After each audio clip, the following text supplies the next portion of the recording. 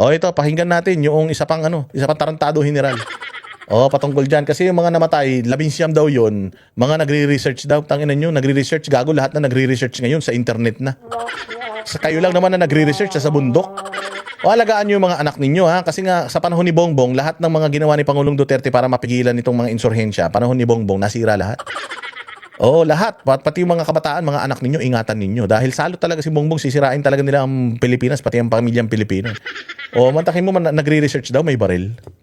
If she is innocent and she has no intentions of joining the armed group, then bakit nung nakita siya, naka-rig siya, combat rig, no? Yung vest, yung sana yung mga, nandito yung mga magazines. She was armed. She was fighting. Kitang-kita ng mga sundalo natin na lumalaban sila. No? Unang-una sa lahat, may barilan doon, ba't nandun sila? Ang layo-layo na eskwelahan nila, yung eskwelahan nila nasa Diliman. Putang ina, paano kayo napunta sa Bacolod? Hindi naman isang sakay lang yan. Ano yan, nagkamali kayo? Sumakay kayo sa jeep, pagbaba nyo Bacolod na? Ano yung gagawin pa nitong yuping tanga yung mga Pilipino? O ba't ba kasi tinatawag na corn beef? Kasi dami nagtatanong, bakit ba corn beef, corn beef? O kasi di ba sigaw-sigaw sila, makibaka. Wag matakot, corn beef, di ba? O kaya yun, makibaka. O on the other hand, kapag nasa bundok na sila, yung pagiging corn beef nila sa baba, magiging corn beef din sila sa loob. Bakit? Ayan, pag tinamaan ka ng napakaraming bala, putang ina, para kang corn beef. Pag nasabugan ka ng landmine, ay putya, para kang corn beef na tosino. Kaya ang tawag sa kanila corn beef. Kaya nga, dahil magaling mag-produce ng corn beef yung UP, tawagin na natin silang University of the Philippines Corn Beef. Dapat yung nila, hindi na Fighting Maroons eh. Oh, dapat UP Fighting Corn Beef. Ganun yung pangalan ng corn beef. Pero corn beef P. Oh, UP Fighting Corn Beef. Dapat ganun na yung pangalan ng kanilang UAAP team. Oh, total palaban naman kayo eh. O kaya tinawag na corn beef yan. Inis na inis sila pag tinatawag mo silang corn beef. Putang ina yan.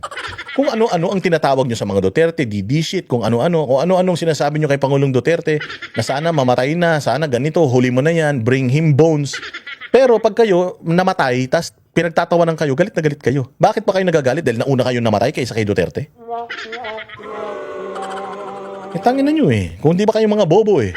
Sarap-sarap mabuhay sa mundo. Putsang inang yan. Pati problema nang hindi nyo naman dapat pinoproblema eh. Yan, corn beef kayo ngayon. So, unlike dun sa case ni Chantal na nahuli sa Mindoro, no? Nung nakita siya ng mga tropa, hindi siya lumalaban. Yung armas niya ay malayo sa kanya. So what did we do? We took her into our custody. We gave her the proper medical attention, and tinawag pa natin yung kanyang mga magulang. Sinundo pa siya ng kanyang mga magulang, and she was brought back to the United States. So, ang ating mga sundalo ay hindi human rights violators. In fact, we respect the human rights of people. But once you start firing against our government. Ayan yun. Yun yung ginawa ni Pangulong Duterte. Alam mo din pala yan, Browner, tarantado ka eh. Bakit pinayagan mo si Pangulong Duterte mapunta sa ICC? O sabi ni Browner, once you fight, yung mga authorities natin, will defend themselves by firing back. Pagka nanlaban ka, yari ka. Hindi ba lahat yung mga namatay ng war on drugs nanlaban? Bakit sa inyo pwede? Kay Pangulong Duterte hindi. Walang hiya kayo ha. Ginagamit nyo ngayon yung sinasabi ni Pangulong Duterte na hindi tayo papayag na pulis ang mamatay. Hindi rin kami papayag mga sundalo na mamatay. Ang mamamatay, rebelde. Di ba? Ganyan din ang ginagawa. Kung ano yung ginagawa ng mga dilawan tae ngayon sa pagkukundina sa AFP, ganyan na ganyan din yung ginawa nila sa PNP. Dahil yung PNP sa AFP, ang pinapatay nila, ang kainkwentro nila, terorista. Yung mga pulis, ang kainkwentro nila, mga kriminal na mga na nagdodroga. Parehas na gera yan, parehas na na laban yan. Na pag nakita mo bumunot, puputokan ka, uunahan mo. O ganun din sa sundalo, ganun din sa pulis. So yung mga nangyaring pagpatay or kamatayan nung panahon ng war on drugs, dahil yun sa pagtatanggol sa sarili, na yun din ang sinasabi ng mga militar ngayon. Di ba? Kasi kayo, ang hilig nyong kumampi sa komunista. Komunista lang naman ang nagagalit dun sa pagkamatay ng mga namatay sa war on drugs ni Pangulong Duterte, di naman ordinaryong Pilipino. Di ba? Mga terorista rin naman. Ganun din. Kung ano yung laban sa ground, sa mga adik, ganyan din yung laban sa bundok, sa mga NPA. At parehas, ang common denominator, ang nagrereklamo, mga makakaliwa. Happy kayo? Forces then.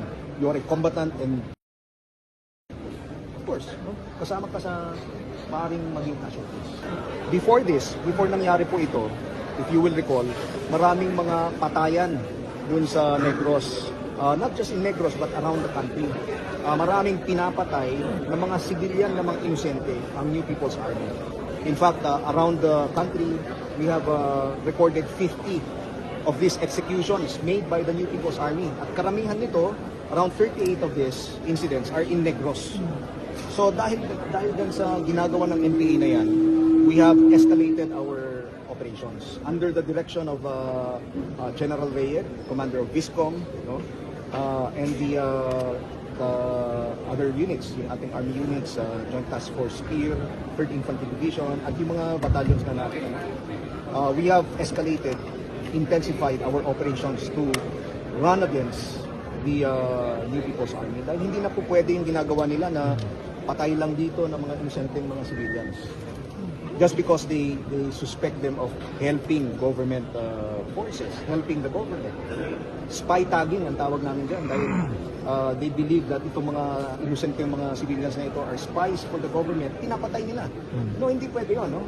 That those are human rights violations, including the New People's Army who have been killing innocent civilians. Dapat sila ang imbestigahan. Tayo, we were doing a legitimate operation. The armed forces is doing a legitimate operation. We were operating within the bounds of law. So, we are open. No? Kung investigahan tayo ng CHR, yes, we will cooperate. We will... Oh, di ba? Oh, kaya yung mga anak ninyo, ingatan nyo ha. Huwag ninyong paakyat sa bundok yung mga anak ninyo. Oh, kung pwede lang, marami naman universities dyan. Oh, UP, pag nag-aaral yung mga bata dyan, magiging corn beef pa yan.